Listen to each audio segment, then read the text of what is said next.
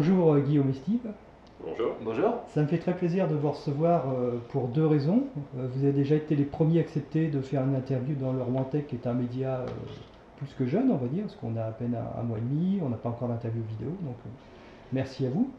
Et puis pour une deuxième raison, c'est que dans les startups, il y a beaucoup de modes, il y a de très grandes modes en ce moment, les applications mobiles, les chatbots, le deep learning. Ben justement, je voulais un peu prendre à contre-pied et qu'on s'intéresse à des domaines un peu moins à la mode actuellement, mais tout aussi intéressants, voire parfois même plus passionnants, dont la robotique. Et on verra d'ailleurs qu'il y a quand même un peu de chatbot, de l'intelligence artificielle, des applications mobiles, c'est très très riche. Premièrement, une start-up, c'est une entreprise d'hommes. Donc, est-ce que vous pouvez vous présenter pour qu'on sache d'où vous venez et ce qui vous a poussé à lancer votre entreprise? Ouais, tu commences? Allez. Donc, je m'appelle Steve Jandier, je suis cofondateur d'Evenbot. Mon expérience est assez vaste dans le sens où j'ai fait des études en fait d'électronique, un petit peu de voyage à l'étranger, la découverte de la mécanique.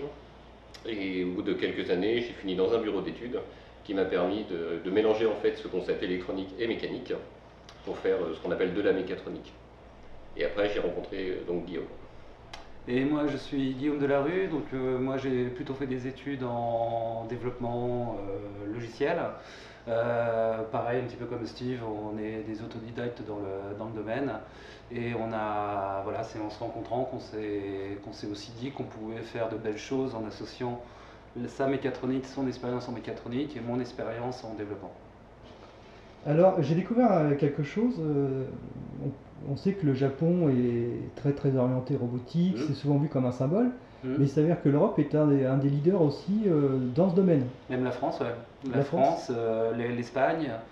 Il y a beaucoup de recherches aussi en Allemagne. Mais effectivement, le Japon a commencé, hein, parce que ça fait déjà quasiment de Asimo depuis 90 à peu près. Oui, facile, ouais. Voilà, un des humanoïdes les plus évolués au monde fait par Toyota. Mais effectivement, l'Europe a beaucoup de connaissances déjà en logiciel et en mécanique, donc on commence à performer pas mal de ce côté-là. Je rajouterais juste une petite chose. Les robots japonais sont essentiellement des machines très chères de recherche. Les Européens ont la faculté de produire des robots un peu plus massifs, un peu plus grand public, je dirais. D'accord. L'entreprise a débuté en 2016 sur un constat, c'est qu'il y a de moins en moins de personnes à l'accueil dans différentes entreprises, administrations. Effectivement, on a constaté qu'il y avait un réel manque d'accueil maintenant, à commencer par des agents bancaires ou même des magasins ou des entreprises, des pépinières comme ici au village, où on n'a pas de poste d'accueil, mais on a des contrôles d'accès. Donc, où on a justement une file d'attente qui s'allonge. Parce qu'il n'y a plus cette première personne qui avait été jugée pourtant parfois pas très utile au niveau, comment dire, au niveau rentabilité ou au niveau accueil, valeur ajoutée par rapport à l'accueil. Donc ce poste a disparu par des tablettes.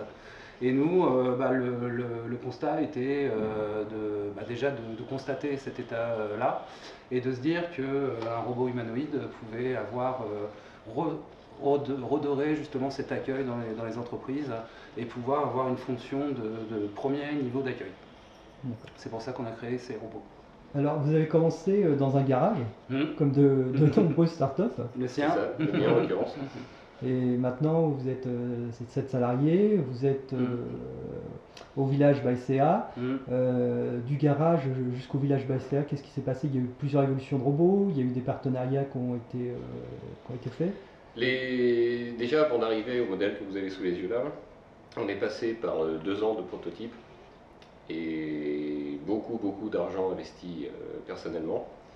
Là maintenant, nos machines sont stabilisées et qu'elles sont produites en mini-série sur Louviers, on peut prévoir l'avenir et prévoir des nouvelles machines.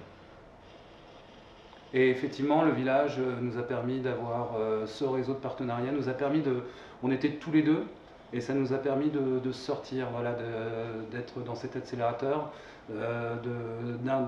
d'intensifier tout ce qui était relations, partenariats, recherche de fonds. Voilà, ça nous a permis vraiment de nous structurer en fait, à proprement parler. D'accord. Justement, l'entreprise croît, vos clientèles évoluent aussi. On voit qu'il y a énormément de compétences pour faire ce robot. Je parlais tout à l'heure d'intelligence artificielle. Ce n'est pas que de la mécanique. Il y a énormément de logiciels aussi dedans. Bah, il faut que donc il y a la mécanique, il faut que le robot fonctionne, qu'il soit solide, qu'il soit réactif, qu'il soit connecté. Et après, il y a tout le côté, il faut que le robot donne l'illusion de vivre, en tout cas d'avoir une interaction. Et ça, c'est très très compliqué de réussir à avoir des émotions avec une machine. Donc c'est tout le travail qu'on fait actuellement, c'est d'avoir l'empathie avec cette machine, de déclencher l'empathie avec les visiteurs, avec les clients, de pouvoir avoir un retour de rapport humain qui est autre qu'avec un autre équipement qui peut être une tablette tactile ou un kiosque tactile. Voilà, on a vraiment cette dimension de rapport humain. Ça fait partie de vos projets d'avenir, justement, l'augmentation, l'humanisation. Oui. Mais aussi, vous voulez développer d'autres parties, telles que la R&D, la force commerciale, l'intelligence artificielle. Vous avez beaucoup de projets sur les années à venir. Oui. Bah là, justement, on parle de structuration, donc on sait structurer, on a un produit qui est fini, c'est plus un prototype.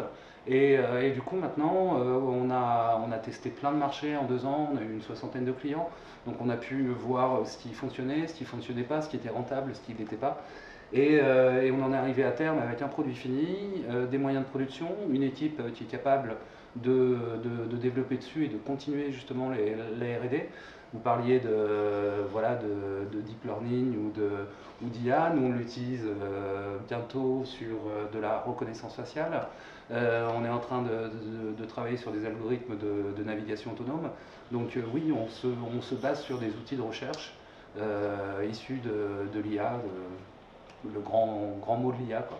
Voilà. Là, on a beaucoup parlé d'entreprise, de produits, de financement, mais vous avez aussi un projet qui vous tient à cœur. C'est le projet Hope. Exactement. Ouais. Je vais te laisser en parler. Ça marche. Tu es passionné par ce projet. Non, donc effectivement, c'est un robot compagnon de soins qui nous a été entre guillemets commandé par le CHU de Rouen via une association qui s'appelle Vie Espoir. Et donc Hope, c'est un petit peu tout ce que je disais avant. On a un robot qui est empathique, on a un robot qui communique, qui interagit avec des personnes. Et là, le rôle de ces robots compagnons de soins, donc premier et Hope, va être d'occuper les patients, de les faire patienter et surtout de les déstresser avant et pendant les soins. C'est-à-dire qu'on a un robot qui est là avec l'enfant pour le service pédiatrie du CHU de Rouen et qui est là pour jouer avant avec l'enfant. Et du coup, l'enfant, quand il arrive en soins, il n'a plus ce souvenir, entre guillemets, qu'il va passer en soins. Voilà, il a un compagnon qui le suit avec l'équipe soignante. Et c'est une véritable réussite des enfants d'abord, de la part des parents, de la part de l'équipe médicale, et nous de ce qu'on constate aussi sur place à chaque fois. Voilà, c'est une grosse réussite, donc c'est vrai que c'est un projet qu'on tient à développer. Et parce qu'on voit que ça fonctionne. Voilà, on y cherchait depuis 3 ans une solution technique de déstress et d'occupation, et on travaille ensemble, on l'a fabriqué avec le groupe. Vous êtes basé à Rouen. Oui. Qu'est-ce que vous pensez de l'écosystème rouennais? Qu'est-ce qu'il vous a apporté? Et aussi, qu'est-ce que vous aimeriez qui s'améliore dans cet écosystème pour qu'on aille encore plus loin? Alors, on ne va pas s'arrêter à Rouen, c'est un petit peu plus large que ça. Depuis la réunification des 2 Normandies, nous on le voit bien, puisqu'en fait on travaille sur Rouen, mais nos sous-traitants sont dans l'Eure par exemple. Donc c'est un petit peu plus vaste que Rouen. Qu'est-ce qu'on pourrait améliorer? Difficile à dire. Honnêtement, au village, on a quand même beaucoup de choses. On accepte beaucoup de choses. Si, typiquement, on avait parlé des cours de théâtre. Les startups doivent passer par une étape qu'on appelle les pitchs. Oui. Et effectivement, des cours de théâtre, je pense que ça pourrait servir à beaucoup d'entre nous. Ça serait une très bonne idée, exactement. Et puis peut-être de pouvoir avoir des accès à des prêts ou des niveaux ou à des fonds qui ne sont pas accessibles pour des startups comme la nôtre. Voilà, donc nous on a tout basé sur fonds propres.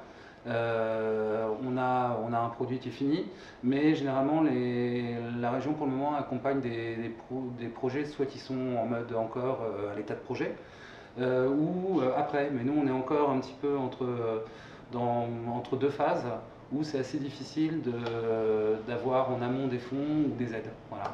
Il y a un manque entre 0 et plus 1 million. Voilà, il y a un manque. Bien. Il y a un manque de ce côté-là bon, on en pâtit, on s'en sort aussi, hein, mais c'est vrai que ça nous aurait aidé à aller plus vite encore. Justement, là, vous avez fait passer un message. Est-ce que vous avez d'autres messages à faire passer, du recrutement, des recherches de partenaires, des bêta-testeurs, autres? On cherche du commercial. On cherche des commerciaux, forcément. On cherche à s'étendre aussi. On cherche aussi des gens pour le côté production aussi. Donc, et ce côté R&D qui est toujours constant chez nous. Donc voilà, on a ces différents axes parce que forcément, on ne va pas s'arrêter à ces produits-là.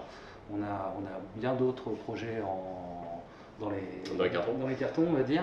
Donc oui, c'est une société qui normalement devrait arriver à 14 personnes à la fin de l'année. D'accord. Envoyez vos CV. Envoyez vos CV. Et on est en recherche de fonds, donc Envoyez votre on est en argent. pleine levée de Envoyez fonds. vos fonds. Non. Participez à un beau projet. C'est un D'accord. beau projet. Je pense qu'il y a plein de personnes qui vous ont aidé depuis le début du projet, Ouais. des particuliers, des professionnels, des Mhm. institutionnels. Donc, Mhm. si vous avez envie de remercier des gens, je pense que c'est le moment. Bah déjà, Crédit Crédit Agricole, Agricole. on est tout à fait d'accord. Sans eux, on serait pas au même niveau. On serait peut-être certainement restés tous les deux. On serait pas aussi gros. On n'aurait pas grossi aussi vite. On remercie beaucoup aussi l'association Vie Espoir pour le projet Hope et toute l'équipe du CHU de Rouen parce qu'on a pu travailler vraiment en étroite collaboration avec eux. On est des roboticiens, on n'est pas des médecins, donc ça nous a permis aussi d'accéder à des connaissances ou en tout cas d'appliquer des connaissances qu'on n'avait pas. Donc on a servi de traducteur un petit peu, mais vraiment ça a été un travail très très complémentaire. Et puis toutes les personnes qu'on croise, avec qui on travaille. Inès. Inès, la mère Cyril d'Ila. Fasquelle, chez qui on produit le robot, notre agence de relations de presse, et toutes les nouvelles rencontres qu'on est en train de faire actuellement sur le projet de levée de fonds qui est très riche. Voilà. Et notre équipe. Hein. Et notre Quand même, équipe. sans Oui. eux, on n'avancerait pas. C'est vrai qu'on a tendance à Clairement. l'oublier, mais oui. Oui, on a une belle équipe aussi. Bien, merci à vous. Merci. Merci beaucoup.